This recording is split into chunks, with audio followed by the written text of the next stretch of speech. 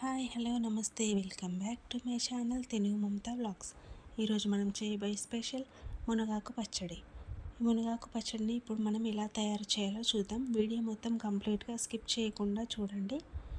దీనికి ముందుగా మనం స్టవ్ పైన ప్యాన్ పెట్టి అందులో ఒక 2 స్పూన్స్ ఆయిల్ వేసి అది కొద్దిగా హీట్ అయ్యాక దాంట్లో 1 స్పూన్ ధనియాలు 1 స్పూన్ జీలకర్ర వేసి కొద్దిగా వేయించాలి. ఇవి కొద్దిగా వేగాక దాంట్లో మనం ఎండుమిరపకాయలను వేసుకోవాలి. ఒక 7-8 ఎండుమిరపకాయలు వేసుకోవాలి. మీరు కారం ఎక్కువగా తీసుకున్నట్లయితే ఇంకొక 2 యాడ్ చేసినా పర్లేదు.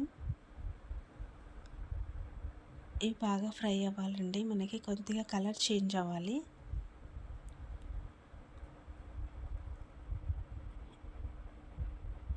ఇది ఇలా కొద్దిగా కలర్ చేంజ్ అయ్యాక ఇందులోనే కొన్ని వెల్లుల్లి రెబ్బలు వేసుకోవాలి. వెల్లుల్లి రెబ్బలు మనం పోపులో కూడా వేసుకుంటే చాలా బాగుంటుంది టేస్ట్. చట్నీలో కూడా ఖచ్చితంగా వేసుకోవాలి ఇందులో ఆయిల్లో. ఇవి ఫ్రై అయ్యాక పక్కన ప్లేట్లో పక్కన తీసి పెట్టుకోవాలి. తర్వాత ముందుగానే మునగాకుని మనం మంచిగా కడిగి తడి లేకుండా శుభ్రంగా వాటర్ అంతా తీసి పెట్టుకోవాలి. ఇప్పుడు అదే ప్యాన్లో మనం మునగాకుని కూడా వేసేయాలి. ఇది ఫ్రై అవ్వాలి మనకి. ఇది వేసిన తర్వాత కాసేపు కలుపుకొని మూత పెట్టేసుకోవాలి ఒక 2 మినిట్స్.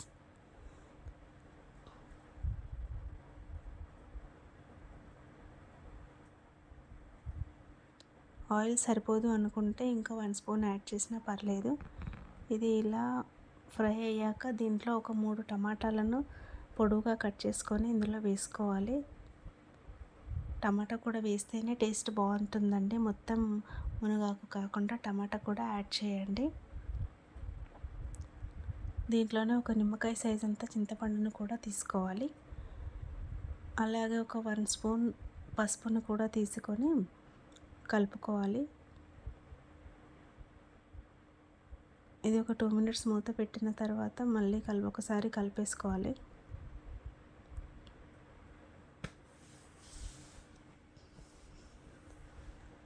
టమాటా అనేది మనకి ఉడకాలండి. ఓకే, ఇలా చూడండి, ఇది కంప్లీట్గా ఉడికిపోయింది. ఇలా టమాటా మనకి కంప్లీట్గా ఉడికితేనే ఆ మునగాకు టమాటా కలిసి దానికి టేస్ట్ బాగా ఉంటుంది. ఇలా ఫ్రై అవ్వాలి టోటల్గా. ఇది స్టవ్ ఆఫ్ చేసి పక్కన పెట్టేసుకోవాలి, చల్లారబెట్టాలన్నమాట.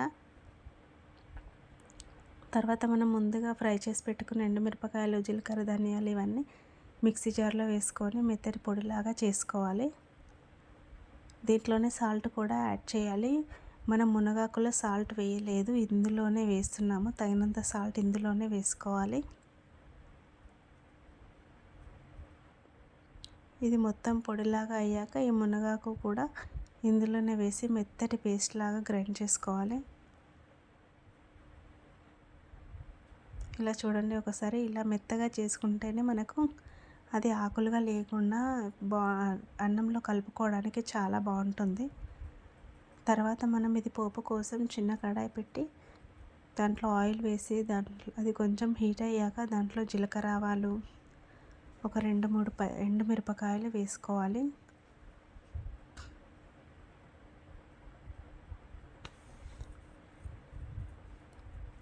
దీంట్లోనే మినపప్పును కూడా యాడ్ చేయాలండి. పోపులో మినపప్పు యాడ్ చేసి చట్నీలకు చాలా బాగుంటుంది. మనం తినేటప్పుడు మినపప్పు తగులుతూ ఉంటుంది కాబట్టి టేస్ట్ చాలా బాగుంటుంది. ఆ మినపప్పు కొద్దిగా ఫ్రై అయ్యాక దాంట్లో కరివేపాకును కూడా యాడ్ చేసుకోవాలి. ఈ పోపునంతా ఆ మునగాకు పచ్చడిలో వేసేసేయాలి.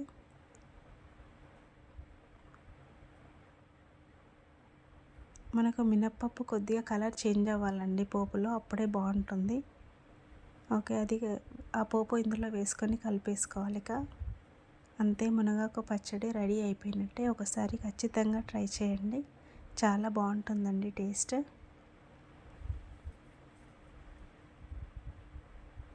ఓకే, లైక్ చేయండి, షేర్ చేయండి, కామెంట్ చేయండి, సబ్స్క్రైబ్ చేసుకోవడం మాత్రం మర్చిపోవద్దు. Okay then bye.